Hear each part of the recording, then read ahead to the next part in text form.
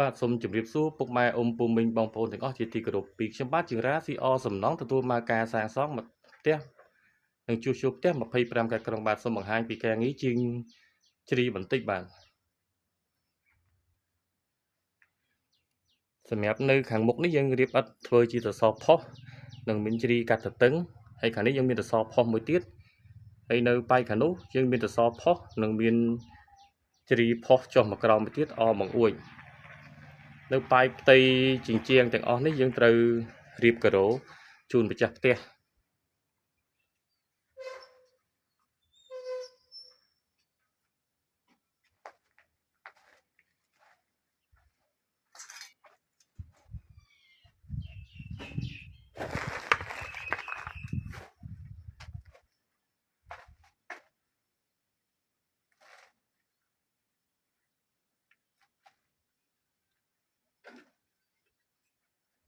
បាទហើយនៅកន្លែងនេះយើងមានខ្សែភ្លើងសម្រាប់យើងដាក់អំពូលអមសសរមួយដើម